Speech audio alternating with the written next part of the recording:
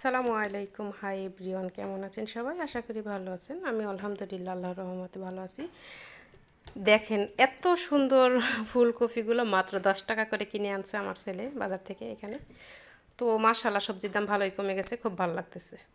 তো 2টা কপি আনছে, একটা এই যে রাইখা দিছি, আর এখানে একটা কেটে রাখছি পালং শাক দিয়ে আলু দিয়ে ফুলকপি আর পেঁপে ভাজি। তো আজকে একটু বেশি করে তরকারি রান্না করে নেব। ওই জায়গায় টমেটো, পেঁয়াজ, কাঁচামরিচ, রসুন সব কিছুই কেটে রাখছি, বেশি করে রান্না করে নেব, কারণ শরীরটা আমার একটু অসুস্থ, খুবই খারাপ অবস্থা।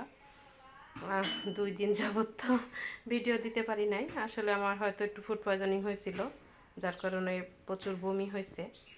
তো যাই হোক, এখন আল্লাহর রহমতে একটু সুস্থ আছি, কিন্তু শরীর প্রচুর, শুধু মাথাটা ঘুরে যাচ্ছে এরকম হচ্ছে। তো বসে বসে তরকারিগুলো কেটে নিলাম, বেশি করে একটু রান্না করে নেব, যেন কালকে আর রান্না না করতে হয়, শীতের দিন তো। তো দেখতে থাকেন ভিডিওটি, আশা করি ভালো লাগবে। ফুলকপি দিয়ে নোরা মাছ দিয়ে রান্না করে নিচ্ছি। তো মাছটা সুন্দর করে কষিয়ে নিচ্ছি,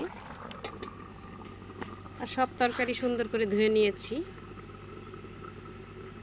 এই যেখানে গাছে পেঁপে ছিল, তো বাছুর ফেলে দিয়েছে পেঁপে, ভাবলাম পেঁপে ভাজি করে নেই, এই জন্য পেঁপে সুন্দর করে কুচিয়ে নিয়েছি। একটু সবজি সবজি সিস্টেম করে কাইটা নিছি, ঠিক আছে? এইভাবে ভাজি করলে খাইতে ভালো লাগে, তো এই জন্য। পালং শাক দিয়ে মাছ দিয়া ভাঙ্গা রান্না করে নিব, আর ফুলকপি দিয়ে মাছ দিয়া টমেটো দিয়ে রান্না করে নিব। রান্না শেষ, আমার শ্বশুর আর ছেলে মিলে খেয়ে নিয়েছে।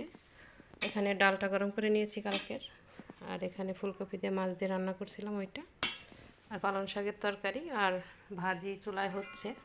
তো বললামই তো একটু বেশি করে রান্না করে নিয়েছি। তো ভিডিওটি কেমন হলো অবশ্যই কমেন্ট করে জানাবেন। কেমন? ভালো থাকুন, সুস্থ থাকুন।